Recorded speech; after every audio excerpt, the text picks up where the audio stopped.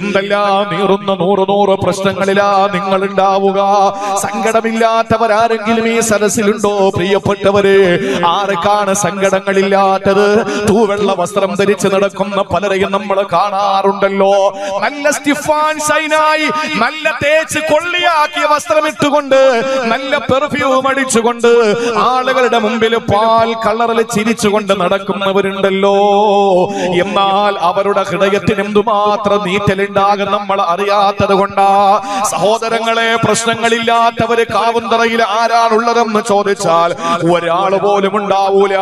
ഒന്നുകിൽ സാമ്പത്തിക പ്രശ്നം നമ്മളെ വേട്ടയാടുന്നുണ്ടാകാം, അല്ലെങ്കിൽ മാനസിക പ്രശ്നം നമ്മളെ വേട്ടയാടുന്നുണ്ടാകാം, അല്ലെങ്കിൽ ശാരീരികമായ എന്തെങ്കിലും ദുഃഖങ്ങൾ നമ്മളെ തളം കെട്ടി നിൽക്കുന്നുണ്ടാവാ. ഒന്നുമല്ലെങ്കിലോ പ്രിയപ്പെട്ടവരെ, മനസ്സെപ്പോഴും നീറ്റലായി മനസ്സിന്റെ വേദനകൾ സഹിക്കാൻ പറ്റാത്ത നിലയിൽ ഒരുപക്ഷെ ആത്മഹത്യയുടെ വക്കിലായി നിൽക്കുന്നവരാകാമല്ലോ. അവരോട് എനിക്ക് പറയാനുള്ളത്, അള്ളാഹു നിങ്ങളുടെ സങ്കടങ്ങൾ മാറ്റണോ? അള്ളാഹു എന്റെ സങ്കടങ്ങൾ മാറ്റണോ? സാമ്പത്തിക പ്രതിസന്ധിയിൽ നിന്ന് പടച്ചവൻ നമ്മളെ രക്ഷപ്പെടുത്തണോ? ശാരീരികമായ രോഗങ്ങളിൽ നിന്ന് അള്ളാഹു നമ്മളെ കൈപിടിച്ചുയർത്തണോ?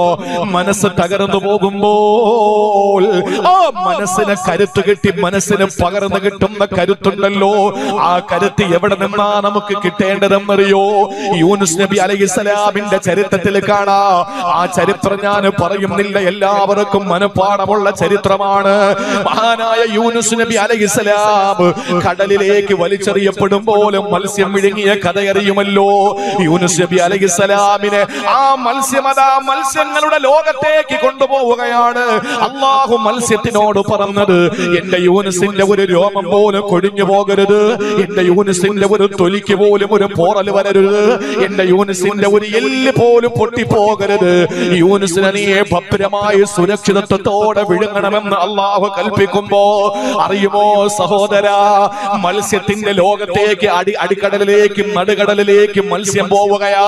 അവിടെ ചെന്നപ്പോൾ യൂനുസ് നബി അലൈഹിസ്സലാം എന്താ അത്ഭുതം കണ്ടതെന്നറിയോ? ഒരു വല്ലാത്ത മർമര ശബ്ദം കേൾക്കുകയാ. തഫ്സീറുകളിൽ കാണാൻ കഴിയുന്നത്, യൂനുസ് നബി അലൈഹിസ്സലാം ഒരു വല്ലാത്ത മർമര ശബ്ദം കേൾക്കുകയാ കടലിന്റെ അടിത്തട്ടില്. ചോദിച്ചു, മഹാദാ യാ റബ്ബ്, പടച്ചവനെ, എന്താ ഒരു അനക്കം കേൾക്കുന്നല്ലോ, ഒരു ഞരക്കം കേൾക്കുന്നല്ലോ, ഒരു മൂളൽ കേൾക്കുന്നല്ലോ, എന്തോ ഒരു ചെറിയ ശബ്ദം കേൾക്കുന്നല്ലോ. ആ സമയത്ത് അല്ലാഹ് പറഞ്ഞു, എന്റെ യൂനുസേ, ഹാദാ തസ്ബീഹു ദവാബിൽ മാ, കടലിന്റെ അടിത്തട്ടിലൂടെ ഊളയിട്ട് നീങ്ങുന്ന പരൽ മത്സ്യങ്ങൾ മുതൽ വലിയ വലിയ ഭീമാകാരന്മാരായ മത്സ്യം വരെ എനിക്ക് വേണ്ടി ദിക്ർ ചൊല്ലുന്ന ശബ്ദമാ, എനിക്ക് വേണ്ടി തസ്ബീഹ് ചൊല്ലുന്ന ശബ്ദമാ. അതേ നടുകടലിലെ മത്സ്യങ്ങൾ പോലും അല്ലാഹുവിനെ ദിക്ർ ചൊല്ലുകയാ.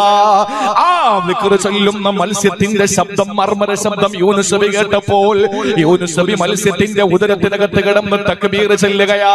അതിനകത്ത് കിടന്ന് ദിക്ർ ചൊല്ലുകയാണ്, തസ്ബീഹ് ചൊല്ലുകയാണ്. ആ തസ്ബീഹാണ് പ്രിയപ്പെട്ടവരെ, ലാ ഇലാഹ ഇല്ലാ അന്ത സുബ്ഹാനക ഇന്നി കുന്തു മിനൽ ളാലിമീൻ, സുബ്ഹാനക ഇന്നി കുന്തു മിനൽ ളാലിമീൻ. ഇതങ്ങോട്ട് പറഞ്ഞപ്പോൾ വാനലോകത്തെ മലായികത്തുകൾ ആ ശബ്ദം കേൾക്കുകയാ. കടലിന്റെ അടിത്തട്ടിൽ കിടന്ന് യൂനുസ് നബി അലൈഹിസ്സലാം മത്സ്യത്തിന്റെ ഉദരത്തിൽ നിന്ന് ദിക്ർ ചൊല്ലുന്ന ശബ്ദം ആര് കേട്ടെന്നറിയോ? അല്ലാഹുവിന്റെ വാനലോകത്തെ മലായികത്തുകൾ കേട്ടു എന്നാണ്.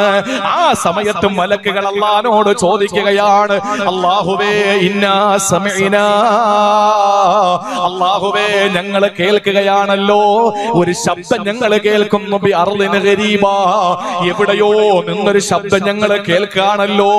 ആ സമയത്ത് അല്ലാഹു മലായികത്തുകളോട് പറഞ്ഞു, എന്റെ യൂനുസ് എനിക്ക് ദിക്ർ ചൊല്ലപ്പേ, യൂനുസ് നബിയെ രക്ഷപ്പെടുത്തണേ അല്ലാ. അല്ലാഹുവിന്റെ മലായികത്തുകളുടെ വാക്ക് കേട്ടിട്ട് യൂനുസ് നബി അല്ലാഹു തആല രക്ഷപ്പെടുത്തുകയാ. ഇനി ഞാൻ പറയുന്ന ശ്രദ്ധയോടെ കേൾക്കണേ. എന്തുകൊണ്ടാണ് യൂനുസ് നബിയുടെ മാനസിക പ്രശ്നങ്ങളും അല്ലാഹു മാറ്റിക്കൊടുത്തതെന്നറിയോ?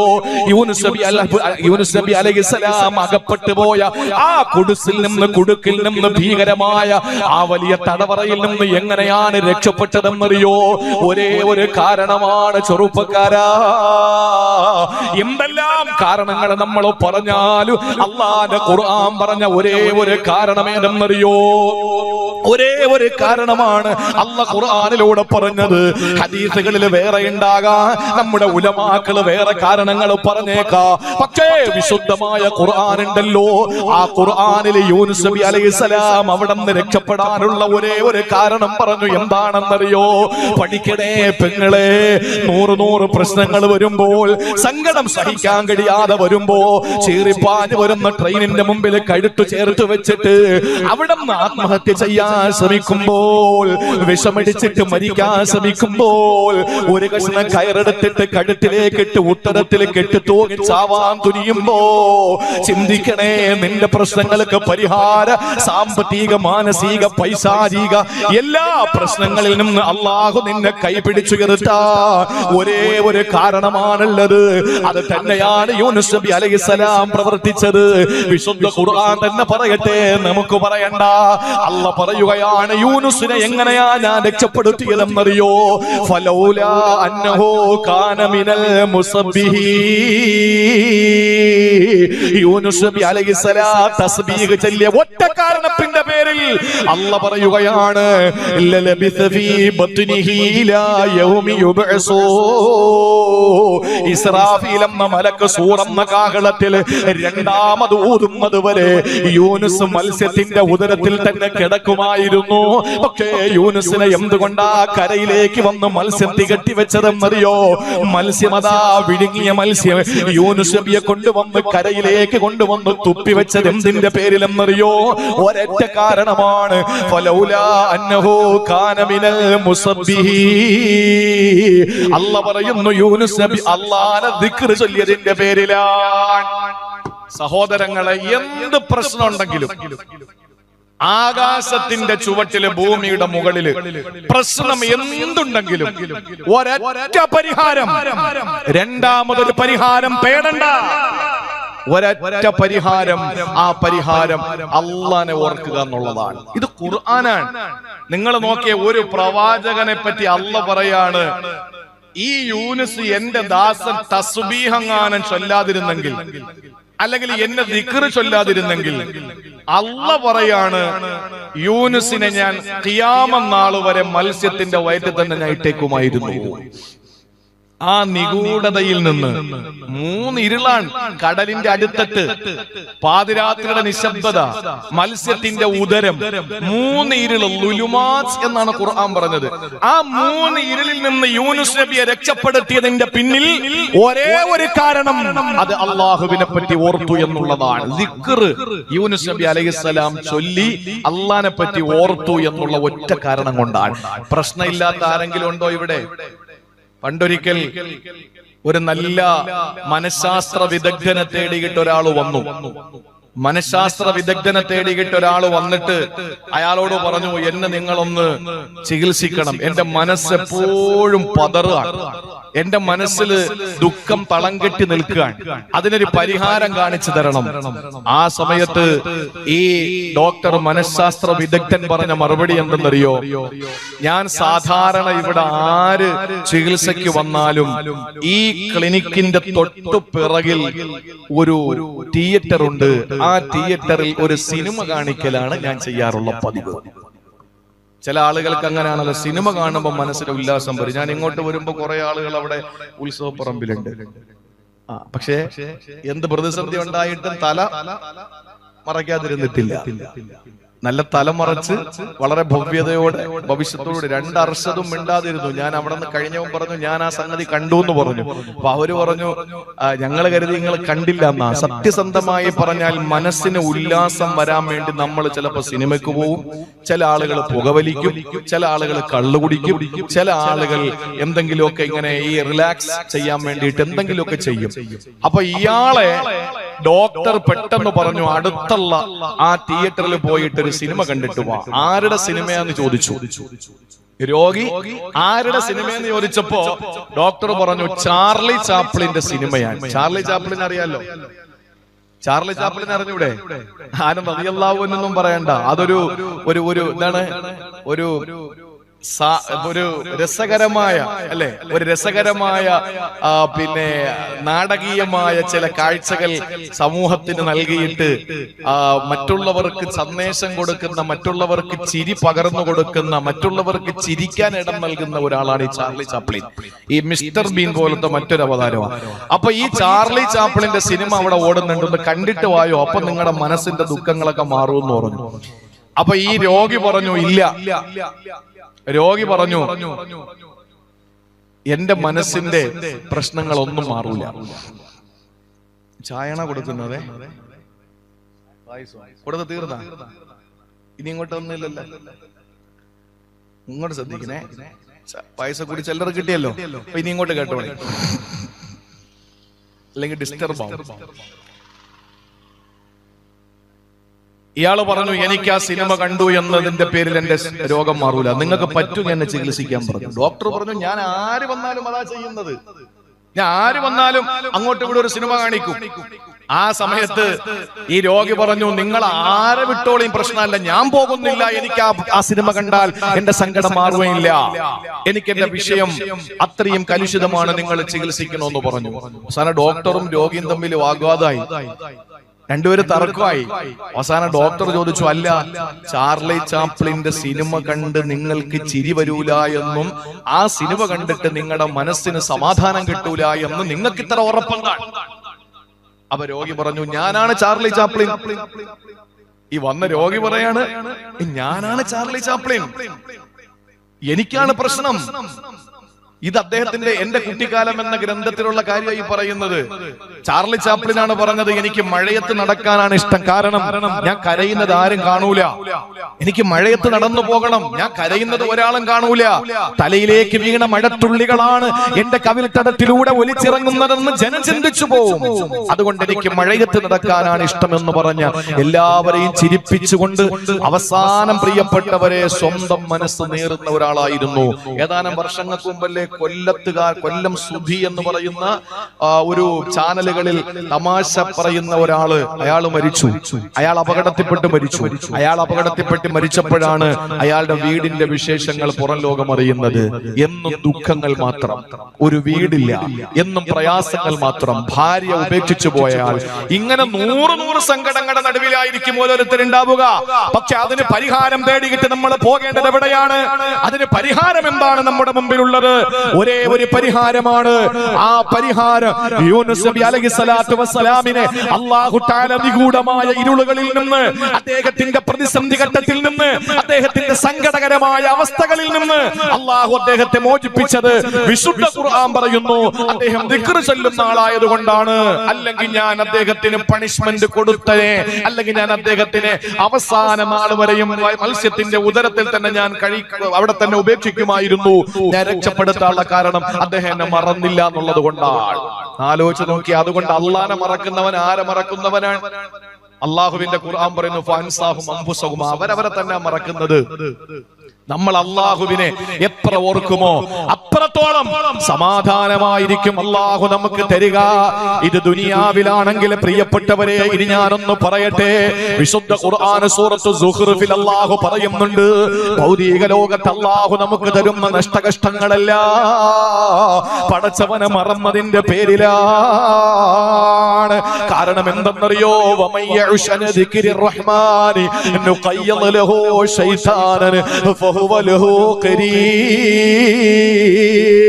എന്തുകൊണ്ടാ ശൈത്താൻ നമ്മളെ സിനിമയ്ക്ക് കൊണ്ടുപോകുന്നത്? എന്തുകൊണ്ടാ ശൈത്താൻ നമ്മളെ ഉത്സവപ്പറമ്പിൽ കൊണ്ടുപോകുന്നത്? എന്തുകൊണ്ടാ ശൈത്താൻ നമ്മളെ മേളയിലേക്ക് കൊണ്ടുപോകുന്നത്? പ്രിയപ്പെട്ടവരെ, അതൊന്നും ഹറാമാണെന്ന അർത്ഥത്തിലല്ല ഞാൻ പറയുന്നത്. ഇവിടെ വിശുദ്ധ ഖുർആനിന്റെ ചർച്ച നടക്കുമ്പോ, ഇവിടെ മതപരമായ വിഷയത്തിലുള്ള വലിയ വലിയ സദസ്സുകൾ സംഘടിപ്പിക്കപ്പെടുമ്പോ ഇതൊന്നും എന്റെ പ്രശ്നമല്ല എന്ന് ചിന്തിച്ചുകൊണ്ട് മറ്റുള്ള സന്തോഷകരമായ ആനന്ദകരമായ ഭീകരമായ അവസ്ഥയിലേക്ക് മനസ്സ് മാറുന്നത് എന്തിന്റെ പേരിലെന്നറിയോ? അല്ല പറയുകയാണ്, അല്ലാഹുവിനെ മറന്നിട്ട് ആര് ജീവിക്കുന്നുവോ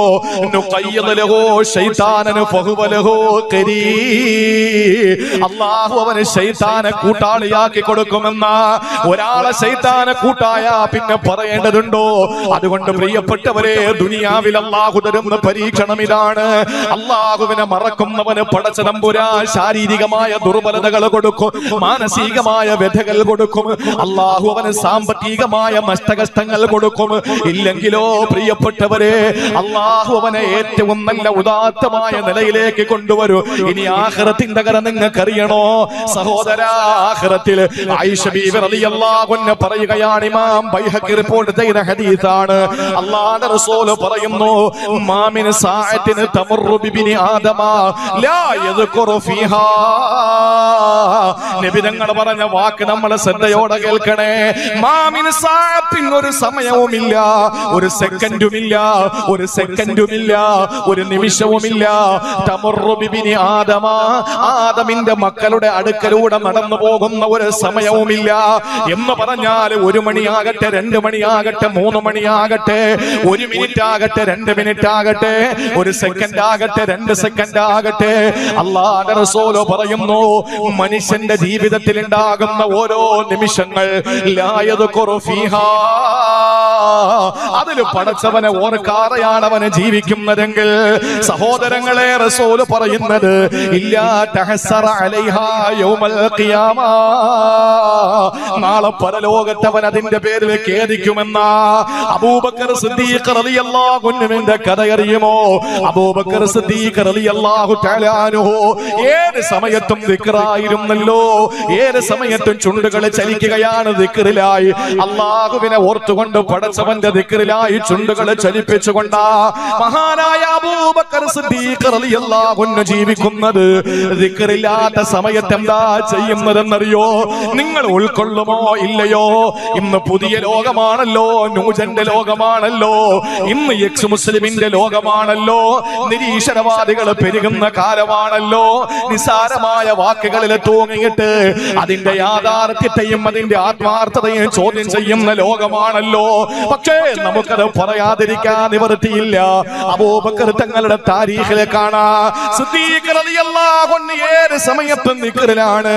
ദിക്ർ ചൊല്ലാതിരിക്കുന്ന സമയം തങ്ങൾക്ക് വളരെ കുറവാണ്.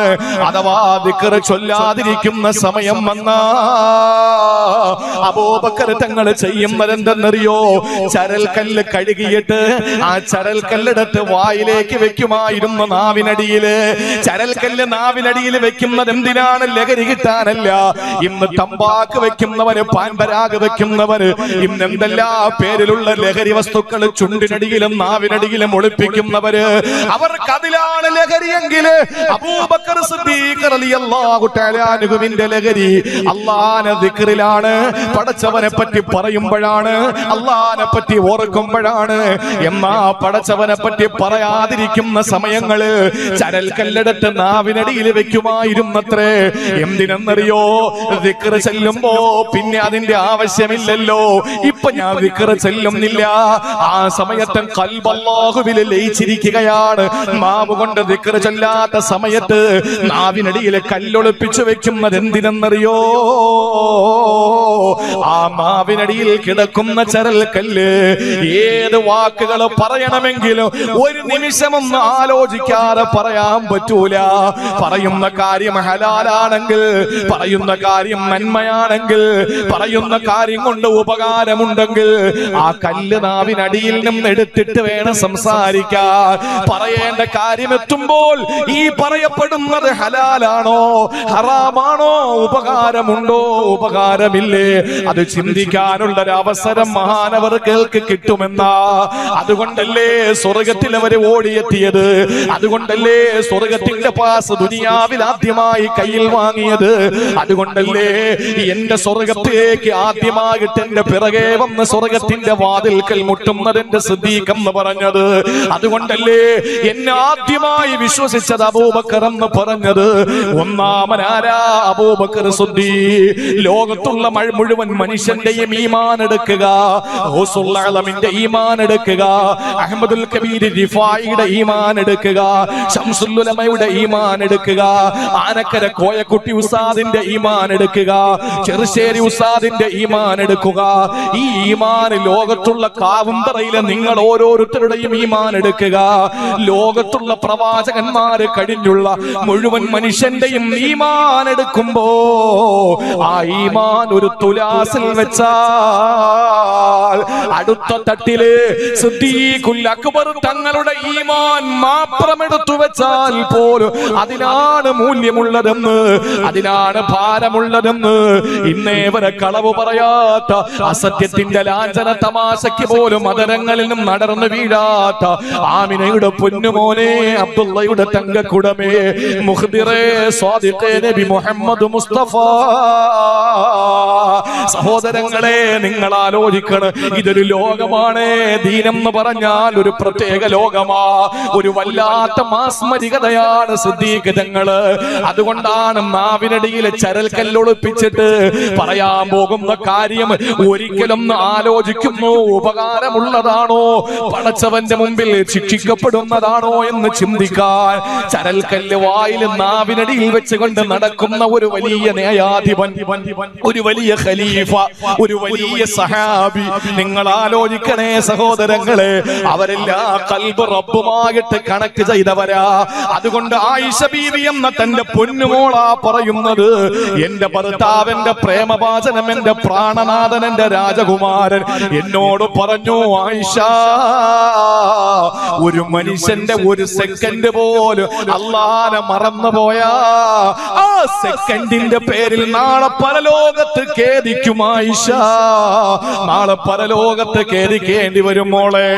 ഇനി അറിയണോ, മറ്റൊരു ഭാര്യ ഉമ്മു ഹബീബ റളിയല്ലാഹു അൻഹാ, നബി തങ്ങളുടെ കൂടെ കിടന്നവരാ. കൂടെ കിടക്കുന്നവർക്കല്ലേ രാപ്പനി അറിയോ? ചൂരേറ്റ് തന്റെ സമീപത്ത് തന്റെ ശരീരത്തെ കെട്ടിപ്പിടിച്ചു വാരിപ്പുണർന്ന് കിടന്ന പ്രിയപ്പെട്ട ഭാര്യമാർ. അവിടെ ഉമ്മു ഹബീബ റളിയല്ലാഹു അൻഹ പറയാണ്, അല്ലാഹുവിന്റെ റസൂൽ പറഞ്ഞു, മനുഷ്യന്റെ എല്ലാ സംഭാഷണങ്ങളും, മനുഷ്യന്റെ എല്ലാ വാക്കുകളും, എല്ലാ വാചകങ്ങളും അല്ലാഹു പറഞ്ഞു, അല്ലാഹുവിന്റെ ഹബീബ് പറഞ്ഞു പത്രേ, ആ വാക്കുകളെല്ലാം അവന് നാളെ എതിരായിട്ട് വരുന്നതാ, അവന് നാളെ പ്രതികൂലമായിട്ട് വരുന്നതാ. കുല്ലു കലാമു ബിനി ആദമ കുല്ലുഹു അലൈഹി. ഒരു മനുഷ്യന്റെ എന്തെല്ലാം വർത്തമാനങ്ങളുണ്ടോ അതെല്ലാം അവന് എതിരായി തന്നെ വരും. പക്ഷേ അതിലും 3 കാര്യങ്ങൾ ഒഴിവാണ്. ഒന്ന്, നന്മ കൽപ്പിക്കുക. നന്മ ചെയ്യാൻ വേണ്ടി ഒരാളോട് പറയാ, നീ അത് ചെയ്യുമോനെ, ഇത് ചെയ്യുമോനെ എന്ന് പറയുന്ന വാക്ക് പ്രശ്നമല്ല. തിന്മ തടയാൻ, അത് ഏത് കൊമ്പനോ ആയിക്കോട്ടെ, ഒരാള് തെറ്റ് ചെയ്യാണെങ്കിൽ ഇത് തെറ്റാണ് എന്ന് പറയുന്ന വാക്ക് നാളെ നമുക്ക് അനുകൂലമാണ്. പിന്നെ മൂന്നാമത് പറഞ്ഞത്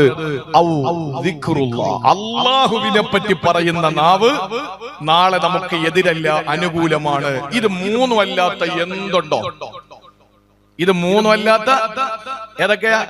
ഒരാളോട് പറയാ അത് ചെയ്യ്, ഇത് ചെയ്യ്. ഒരാളോട് പറയണം അത് ചെയ്യല്ലേ, ഇത് ചെയ്യല്ലേ. മൂന്നാമത്തേത് ഏതാ? ദിക്ർ. ഇതല്ലാത്ത ഏത് കാര്യം നമ്മൾ പറഞ്ഞാലും നാളെ അത് നമുക്ക് എതിരായിട്ട് വരുമെന്ന് നബി മുഹമ്മദ് മുസ്തഫ. അതുകൊണ്ട് പ്രിയപ്പെട്ടവരെ, മൗനം വിദ്വാന് ഭൂഷണം എന്ന് പറയുന്ന ഒരു ആപ്തവാക്യമുണ്ടല്ലോ മലയാളത്തിൽ, ഒരു ചൊല്ല്. എപ്പോഴും നമ്മൾ എന്ത് വേണം? വിവരം കെട്ടവന്റെ നാക്ക്, വിവരം കെട്ടവന്റെ സംസാരം, അത് അവന്റെ വിവരം കെട്ടവന്റെ ഹൃദയം അവന്റെ നാവിന്റെ തുമ്പിലാണ്, അവന്റെ നാവിന്റെ പുറത്താണെന്നാണ് ചില മഹാന്മാര് പറഞ്ഞത്. വിവരമില്ലാത്ത ആളുകളുടെ ഹൃദയം ഉണ്ടല്ലോ, ഹാർട്ട്, അത് തന്നെ അവന്റെ നാവിന്റെ അഗ്രഭാഗത്താണ്. എന്ന് പറഞ്ഞാൽ വിവരം കെട്ടവനെ പെട്ടെന്ന് മനസ്സിലാക്കാൻ പറ്റും, അവന്റെ ഉള്ളിലുള്ളത് മൊത്തം നമുക്ക് മനസ്സിലാക്കാൻ പറ്റും. കാരണം അവന്റെ ഹൃദയം തന്നെ ഇരിക്കുന്ന എവിടെയാ? നാവിന്റെ അഗ്രഭാഗത്താണ്.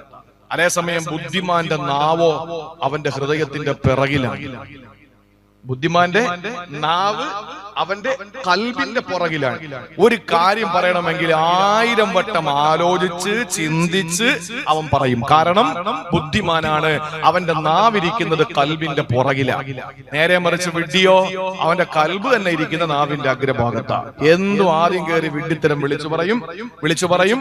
അവസാനം പിന്നെ കേറിക്കേണ്ടി വരും, പിന്നെ പലവട്ടം മാറ്റി പറയേണ്ടി വരും. അള്ളാഹ് നമ്മളെ കാത്തുരക്ഷിക്കട്ടെ. അതുകൊണ്ട് ദുനിയാവില് അല്ലാഹു തആല അവന്റെ ഹബീബ് സല്ലല്ലാഹു അലൈഹി വസല്ലമ തങ്ങൾ പഠിപ്പിച്ചിരിക്കുന്നു, ഒരു മനുഷ്യനെ അവന്റെ എല്ലാ പ്രതിസന്ധികളിൽ നിന്നും രക്ഷപ്പെടാൻ ദിക്റിനെ കഴിയുള്ളൂ. അള്ളാനെ മറന്നുകൊണ്ടുള്ള ജീവിതമാണെങ്കിൽ അവൻ കഷ്ടപ്പെടും. സാമ്പത്തിക, മാനസിക, ശാരീരിക പ്രശ്നങ്ങൾ, പൈശാചിക പ്രശ്നങ്ങൾ. നുഖയ്യിദ് ലഹു ശൈത്താൻ വഹുവ ലഹു ഖരീൻ. അല്ലാഹ് പറഞ്ഞതല്ലേ, പൈശാചികമായും അവൻ പരീക്ഷിക്കപ്പെടും. നേരെ മറിച്ച് ആഖിറത്തിൽ വരുമ്പോഴോ ഒരു സെക്കൻഡിന്റെ പേരിൽ നാളെ പരലോകത്ത് ഖേദിക്കേണ്ടി വരും. അതുകൊണ്ട് നമ്മുടെ ഖൽബ് എപ്പോഴും റബ്ബിലേക്ക് അങ്ങ് കണക്ട് ആവണം. എന്താ ഈ ബാത്റൂമിൽ കയറുമ്പോ നിങ്ങൾ ദിക്ർ ചൊല്ലരുത് എന്ന് പറയാൻ കാരണം എന്താണ്? അങ്ങനെ പറയേണ്ട വല്ല കാര്യമുണ്ടോ? നിങ്ങൾ ബാക്കിയുള്ള സമയങ്ങളിലൊക്കെ ദിക്റായിരിക്കണമെന്നാണ്. മഫ്ഹൂമ മുഖാലഫ എന്ന് പറയും. നിങ്ങള് ബാത്റൂമിൽ കയറുമ്പോ ദിക്ർ ചൊല്ലരുത് എന്ന് പറയേണ്ട അർത്ഥം എന്താണ്? ബാക്കി സമയങ്ങളിലൊക്കെ നിങ്ങൾ ദിക്റിലായിരിക്കണം. ചുണ്ട് ചലിക്കണം. പ്രിയപ്പെട്ടവരെ, ഖൽബ് എപ്പോഴും കണക്ട് ആയിരിക്കണം റബ്ബുമായിട്ട്. അള്ളാഹു അതിന് നമുക്ക് തൗഫീക്ക് തരട്ടെ. എനിക്ക് നിങ്ങൾക്കൊക്കെ അള്ളാഹു തൗഫീക്ക് തരട്ടെ. ഒരു വിഷയമായിട്ടുള്ളൂ, ഇനിയും 2 വിഷയം കിടക്കുകയാണ്. ഞാൻ ചുരുക്കി പറയും. 11 മണിയുടെ അപ്പുറത്തോട്ട് പോകൂല, പേടിക്കണ്ട. എനിക്ക് കുഴപ്പമില്ല, കാരണം എനിക്ക് നാളെ രാവിലെ 6 മണിക്ക് ട്രെയിൻ. രാവിലെ 6 മണി വരെയും ഞാൻ ഫ്രീ ആണ് എന്ന് കരുതിയിട്ട് 2 മണിക്കൂറിനപ്പുറം പ്രസംഗിക്കാനുള്ള ആരോഗ്യം ഇല്ല. അതത്ര യാത്ര ചെയ്ത് വന്നതുകൊണ്ട് പ്രത്യേകിച്ച് എന്നും പ്രോഗ്രാമാണെന്നുള്ളത് മറ്റൊരു കാരണവും. ഏതായിരുന്നാലും പ്രിയപ്പെട്ടവരെ, അള്ളാഹുവിന്റെ വിശുദ്ധമായ ഖുർആനിലൂടെ അള്ളാഹു പരിചയപ്പെടുത്തിയ ദിക്ർ, ആ ദിക്ർ നമ്മൾ മറന്നുകൊണ്ട്, പടച്ചവനെ മറന്നുകൊണ്ടൊരു ജീവിതം നമുക്ക് വേണ്ട. എന്താ കാരണമെന്നറിയോ? പലപ്പോഴും നമ്മൾ പറയും, ആര് മറന്നാലും നമ്മളെ മറക്കാത്ത ഒരാളല്ല. ആര് മറന്നാലും നമ്മളെ മറക്കാത്തവന് റബ്ബുണ്ടെന്ന് നമ്മൾ പറയുമല്ലോ. ആര് മറന്നാലും, മക്കൾ മറന്നാലും, ഭാര്യ മറന്നാലും, സഹോദരങ്ങൾ മറന്നാലും, നമ്മളെ മറക്കാത്ത ഒരേ ഒരു ശക്തി അത് പടച്ചവനാണെന്ന് പറയുമല്ലോ. എന്തുകൊണ്ടാണ്? അവന് മറതിയില്ല. സുബ്ഹാന മല്ലാ യനാമു വലാ യസ്ഹൂ. സഹോദരങ്ങളെ, നമ്മൾ സുജൂദിൽ കിടന്ന് പറയുന്നത് വാക്കതല്ലേ. ഏതെങ്കിലും ഒരു കാര്യം നമ്മൾ മറന്നുപോയ, നമസ്കാരത്തിന്റെ അബാല് സുന്നത്തുകളിൽ എന്തെങ്കിലും നമ്മൾ മറന്നുപോയാൽ ഉടനെ അവസാനത്തെ സുജൂദിന് നമ്മൾ പറയുന്നത് എന്താ? സുബ്ഹാന മല്ലാ യനാമു വലാ യസ്ഹൂ. ഉറക്കവും മറതിയും ഇല്ലാത്ത അല്ലാഹ്, നീ എത്ര പരിശുദ്ധനാ. അതേ, പടച്ചവന് മറതിയില്ല, അവൻ ആരെയും മറക്കൂല. പക്ഷേ അല്ലാഹ് പറഞ്ഞ വാക്കെന്തെന്നറിയോ? അന ഇൻദ ളന്നി അബ്ദീ ബി. എന്നെ പറ്റി എന്റെ ദാസൻ എങ്ങനാണോ ചിന്തിക്കുന്നത് അതേപോലെ തന്നെയാണ് ഞാൻ ഉണ്ടാവുക. നമ്മൾ ചിന്തിക്കുന്നു, പടച്ചോൻ ജോസഫ് ബൈഡൻ എന്ന അമേരിക്കൻ പ്രസിഡന്റിനെക്കാൾ ഭീകരനാണെന്ന്, ഇസ്രയേൽ പ്രധാനമന്ത്രിയായ ബെന്യാമിൻ നെതന്യാഹുവിനെക്കാൾ ഭീകരനാണെന്ന് പടച്ചവനെ പറ്റി നമ്മൾ ചിന്തിച്ചാൽ അതേ അവസ്ഥയിലായിരിക്കും അള്ളാഹു നമ്മളെ സമീപിക്കുക. അള്ളാഹു കാരുണ്യവാനാണ്. അവനാണ് കരുണ, അവനാണ് കാരുണ്യം, അവനിൽ നിന്നാണ് കരുണ ലോകത്ത് പരന്നത് എന്ന് ചിന്തിക്കുമ്പോഴാണ് അവന്റെ കാരുണ്യം നമുക്ക് വരിക. അന ഇൻദ ളന്നി അബ്ദീ. എന്റെ ദാസൻ എന്നെ പറ്റി എന്താണോ ചിന്തിക്കുന്നത് അത് തന്നെയാണ് ഞാനെന്ന് പറഞ്ഞത് അല്ലാഹുവാ. എന്നിട്ട് പറയുന്നു, അന മഅഹു ഇദാ ദക്കറനി. അവൻ എന്നെ ഓർക്കുമ്പോഴൊക്കെ ഞാൻ അവനോടൊപ്പമുണ്ട്. ഫൈന ദക്കറനി ഫീ നഫ്സിഹി. അവൻ എന്നെ പറ്റി ഓർത്താൽ ദക്കറതുഹു ഫീ നഫ്സി. അവനെ ഞാൻ ഓർക്കുന്നതാ. അല്ലാഹ് പറയാണ്, ഈ കാവുന്തറയിൽ നിങ്ങൾ ആരെങ്കിലും ഒരാൾ അല്ലാഹയെ ഓർക്കുമെങ്കിൽ അപ്പോഴല്ല നിങ്ങളെ ഓർക്കും. അതിന്റെ അർത്ഥം എന്താ? അതിന്റെ അർത്ഥം എന്താണ്? മുത്തഫഖുൻ അലൈഹിയായ ഹദീസാണ്, അബൂ ഹുറൈറ തങ്ങൾ രേഖപ്പെടുത്തിയ ഹദീസാണ്. എന്താ അതിന്റെ അർത്ഥം? നിങ്ങൾ എന്നെ ഓർക്കുമെങ്കിൽ ഞാൻ നിങ്ങളെ ഓർക്കും. നിങ്ങൾ ആരെയോ സ്നേഹിക്ക്, നിങ്ങൾ ആരെയോ പ്രണയിക്ക്, നിങ്ങൾ ആരെയോ ഇഷ്ടപ്പെട്. നിങ്ങൾ ഓർക്കുമ്പോ നിങ്ങൾ ഇഷ്ടപ്പെടുന്ന ആള് നിങ്ങളെ ഓർക്കും തോന്നുന്നോ? ഉണ്ടോ പ്രിയപ്പെട്ട സഹോദരങ്ങളെ? ഭാര്യ ആവട്ടെ, മക്കളാവട്ടെ, സുഹൃത്തുക്കളാവട്ടെ, ഗേൾ ഫ്രണ്ട് ആകട്ടെ, ബോയ് ഫ്രണ്ട് ആകട്ടെ, ആരും ആയിക്കോട്ടെ, നമ്മൾ ഓർക്കുമ്പോഴൊക്കെ അവർ ഓർത്തിരിക്കണമെന്നുണ്ടോ? ഉണ്ടോ? നമ്മൾ ഓർക്കുമ്പോഴൊക്കെ അവർ ഓർക്കുവോ? ചിലപ്പോ അവരെപ്പോഴും ഓർക്കുന്നുണ്ടാവാം. പക്ഷെ നമ്മൾ ഓർക്കുന്ന സമയത്ത് അവർ ഓർക്കുവോ? ഇല്ല.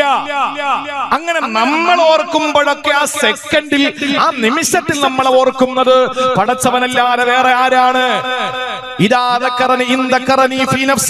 എന്നെ ഓർത്താൽ ഞാൻ അപ്പോഴവനെ ഓർക്കും എന്ന് പറഞ്ഞതിന്റെ അർത്ഥം എന്താ? എന്നെ എപ്പം മറക്കുവോ അപ്പൊ ഞാൻ അവനെ മറന്നിരിക്കും. അല്ലാഹു അക്ബർ. അള്ളാനെ നമ്മൾ എപ്പോഴും മറന്നോ? പലിശ വാങ്ങാൻ നേരത്ത് അള്ളാനെ മറന്ന്, അപ്പോഴല്ലാഹു നമ്മളെ അങ്ങ് മറക്കും. പിന്നെ വരാൻ പോകുന്ന കാര്യം പറയണോ? ലോട്ടറി എടുക്കുന്ന സമയത്ത് നമ്മൾ അള്ളാനെ അങ്ങ് മറക്കുകയാണ്. അതുകൊണ്ടാണല്ലോ ഇത് എടുക്കുന്നത്. ആ സമയത്ത് അള്ളാന്ന് ചിന്തയുള്ളവർക്ക് എടുക്കൂലല്ലോ. ആ സമയത്ത് അള്ളാഹ് നമ്മൾ അങ്ങ് മറക്കും. ആ സമയത്ത് അള്ളാഹു നമ്മളെ കാത്തുരക്ഷിക്കട്ടെ. അതുകൊണ്ട് പ്രിയപ്പെട്ടവരെ, അള്ളാഹു നമ്മളെ മറക്കുന്ന സമയമുണ്ട്. അതെപ്പോഴാണ്? നമ്മൾ പറയുന്നു പടച്ചവന് മറതിയില്ലാത്തവനാ.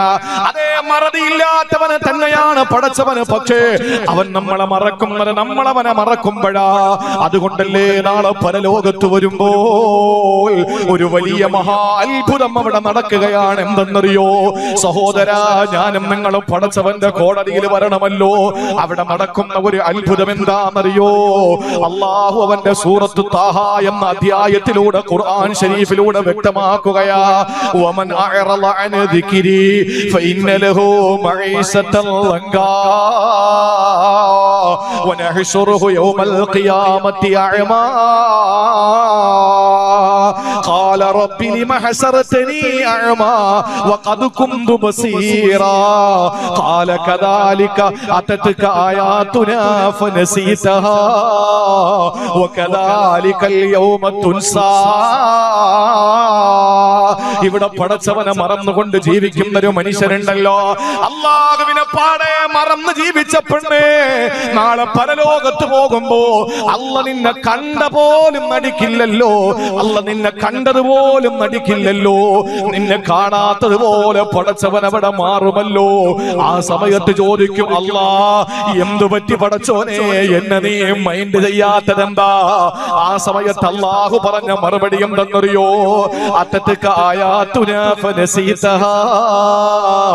എന്റെ എന്തെല്ലാം ദൃഷ്ടാന്തങ്ങൾ നിന്റെ മുമ്പിൽ വന്നു, എന്നിട്ട് നീ എന്നെ മറന്നില്ലേ?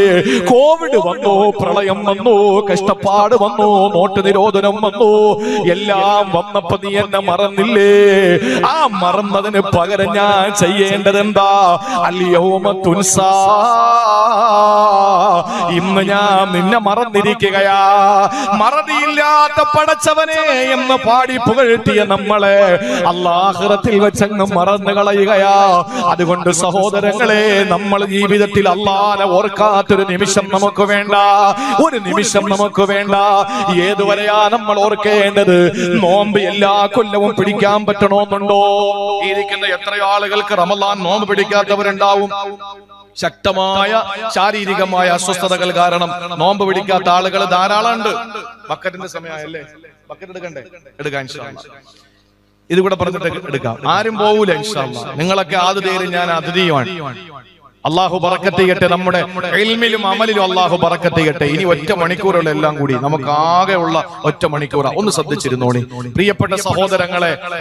അള്ളാഹുവിന്റെ വിശുദ്ധമായ ഖുർആൻ നമ്മെ പഠിപ്പിച്ചത് നോമ്പ് പിടിക്കുന്ന ഒരു വിശ്വാസിയെ സംബന്ധിച്ചിടത്തോളം മരിക്കുന്നത് വരെ നോമ്പ് പിടിക്കാൻ ആർക്കാ പറ്റുമോ?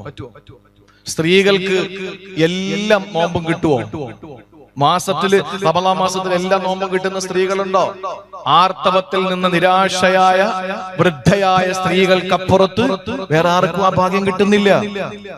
അവർക്ക് ചിലപ്പോ 6 or 7 നോമ്പ് പോകുന്നു. നിങ്ങൾ ചിന്തിച്ചു നോക്ക്. നമ്മളെ സംബന്ധിച്ചിടത്തോളം നമുക്ക് എല്ലാ കൊല്ലവും നോമ്പ് പിടിക്കാൻ പറ്റുമോ? ആരോഗ്യം നമുക്ക് അനുവദിക്കില്ല. നോമ്പ് പിടിക്കാതെ ഈ പരിശുദ്ധമായ റമളാൻ മാസം എത്തുമ്പോ നോമ്പ് പിടിക്കാൻ കഴിയാതെ വിഷമിക്കുന്ന നൂറുകണക്കിന് ആളുകൾ നമ്മുടെ നാട്ടിലുണ്ടാവും. നിസ്കാരം എല്ലാ പ്രാവശ്യവും നിസ്കരിക്കാൻ നമുക്ക് പറ്റുമോ? നമുക്ക് നിസ്കാരം ജീവിതത്തിന്റെ അവസാന ശ്വാസം വരെയും ചില ഘട്ടങ്ങളുണ്ട്. അങ്ങനെ ഇരുന്ന് പറ്റാത്തവൻ, നിന്ന് പറ്റാത്തവൻ, ഇരിക്കാൻ പറ്റാത്തവൻ, കിടക്കാൻ പറ്റാത്തവൻ, അതുപോലെ തന്നെ നിസ്കാരത്തിന്റെ ഓർമ്മകൾ കൊണ്ട് പറഞ്ഞ ഇതൊക്കെ നമ്മുടെ നമ്മുടെ മുമ്പിലുണ്ട്. അപ്പോഴും നമസ്കാരം എന്ന് പറയുന്ന പ്രവർത്തനം നമ്മുടെ ജീവിതത്തിൽ മരിക്കുന്നതായുള്ള ആളുകൾ ചിന്തിച്ചു നോക്കിയേ. ഹജ്ജ് ഒരൊറ്റ തവണ അവിടെ എത്തിപ്പെട്ട അൽഹംദുലില്ലാ നമ്മൾ രക്ഷപ്പെട്ടു അല്ലേ? ബക്കറ്റ് കൊണ്ടുപോകണം, ഇങ്ങോട്ട് കൊണ്ടുപോയി ബക്കറ്റ് കൊണ്ടുപോകാം. ഒന്ന് ഉദ്ഘാടനം ചെയ്യട്ടെ. നമ്മുടെ പരിപാടിയുടെ ഫസ്റ്റ് ദിവസം. ഇനി 2 ദിവസം കൂടി നമുക്കുണ്ട്. ഇതിനൊക്കെ ഒരു ചെലവുണ്ട്. എന്റെ പ്രിയപ്പെട്ട സഹോദരങ്ങൾ, മനസ്സറിഞ്ഞ് നല്ല നിലയിൽ ഒരു ഹദിയ പോക്കറ്റ് ഇത് ഇപ്പോഴെടുത്ത് വെച്ചേ. അള്ളാഹു നമ്മളെ അപകടങ്ങളിൽ നിന്ന് രക്ഷപ്പെടുത്തട്ടെ. അള്ളാഹു ഒരു പരീക്ഷണം തന്നാൽ ആ പരീക്ഷണങ്ങളെ താങ്ങാൻ നമ്മുടെ ജീവിതം തരട്ടെ. കൊച്ചു കൊച്ചു പരീക്ഷണങ്ങൾ വരുമ്പോ പിടിച്ചു നിൽക്കാനുള്ള മനക്കരുത്ത് അള്ളാഹു തരട്ടെ. ബിസ്മില്ലാഹിർ റഹ്മാനിർ റഹീം. അള്ളാഹുവേ, ഈ സദഖയുടെ ബറക്കത്ത് കൊണ്ട് ഞങ്ങളുടെ എല്ലാവരുടെയും എല്ലാ സദുദ്ദേശങ്ങളും എല്ലാ ആഗ്രഹങ്ങളും നീ സാധിപ്പിച്ചു തരണേ തമ്പുരാനെ. ബിസ്മില്ലാഹിർ റഹ്മാനിർ റഹീം. അള്ളാഹു ബറക്കത്ത് ചെയ്യട്ടെ. എല്ലാ സ്ഥലങ്ങളിലും പോയ ഒരു സ്ഥലത്തും കൊണ്ടുപോകാൻ കഴിയണമെന്നില്ല. നോമ്പ് അതിന് കഴിയണമെന്നില്ല. ഹജ്ജ് കഴിയണമെന്നില്ല. സക്കാത്ത് കൊടുക്കാൻ നമുക്ക് എല്ലാ കൊല്ലവും സക്കാത്ത് കൊടുക്കാൻ ചിലപ്പോ സാമ്പത്തിക പ്രതിസന്ധി നമ്മളെ പതിച്ചെന്ന് വരില്ല. എത്രയോ കോടീശ്വരന്മാര് ഇപ്പൊ പാവങ്ങളായിരിക്കുന്നു. എത്രയോ പാവങ്ങൾ കോടീശ്വരന്മാരായിരിക്കുന്നു. അപ്പൊ നമുക്ക് ഒരു കാര്യത്തിലും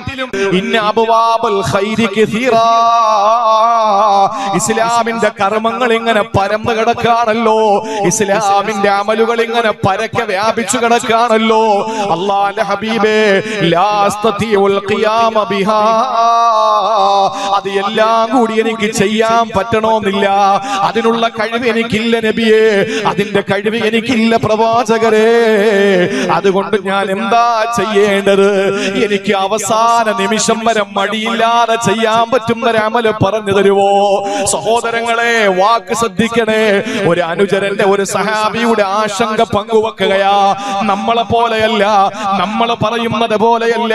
ഒരു സഹാബി വന്നിട്ട് തിരുനബിയോട് ചോദിക്കുന്നു, നബിയെ, ഇസ്ലാമിന്റെ കർമ്മങ്ങൾ, അമലുകൾ ഒരുപാട് വിന്യസിക്കപ്പെട്ടതല്ലേ? പരന്ന് പടർന്ന് പന്തലിച്ച് കിടക്കുകയല്ലേ? എല്ലാം ചെയ്യാൻ എനിക്ക് കഴിയണമെന്നില്ലല്ലോ നബിയെ. അതുകൊണ്ട് മരിക്കുന്നത് വരെ മുടങ്ങാതെ ചെയ്യാൻ പറ്റിയ ഒരു അമലൊന്ന് പറഞ്ഞു തരുവോ? നബി തങ്ങൾ നിസ്കാരമല്ല പറഞ്ഞു കൊടുത്തത്. നബി തങ്ങൾ പറഞ്ഞു കൊടുത്തത് നോമ്പല്ല. റസൂല് പറഞ്ഞു കൊടുത്തത് ദാനധർമ്മങ്ങളല്ല, ഹജ്ജല്ല, ഉംറയല്ല, സിയാറത്തല്ല. പിന്നെ എന്താ പറഞ്ഞു കൊടുത്തത്? ലാ യസാലു ലിസാനുക റത്ബൻ ബിദിക്രില്ലാ. അവസാന നിമിഷം വരെ നിന്റെ നാവ് ദിക്ർ കൊണ്ട് നനയട്ടെ. ഒന്ന് അത് ദിക്റാണ് എന്ന് നബി മുഹമ്മദ് മുസ്തഫ. വാ തുറക്കാൻ അടയ്ക്കാൻ പറ്റുന്നില്ല. ഒരാൾക്ക് വാ അടയ്ക്കാൻ പറ്റുന്നില്ല. ചില ആളുകൾക്ക് വായിൽ എന്തെങ്കിലും പ്രശ്നങ്ങൾ വന്ന് വാ അടയ്ക്കാൻ പറ്റുന്നില്ല.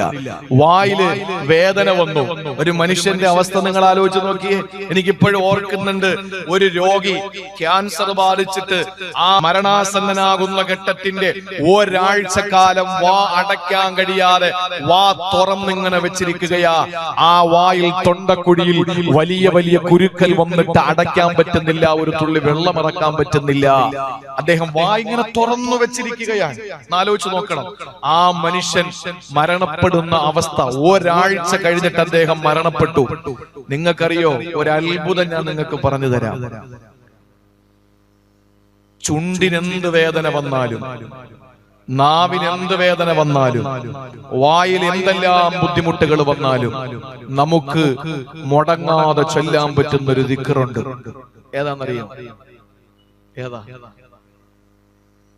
ലാ ഹൗല വലാ ഖുവത ഇല്ലാ ബില്ലാഹിൽ അലിയിൽ അളീം. ചൊല്ലാൻ പറ്റുമോ?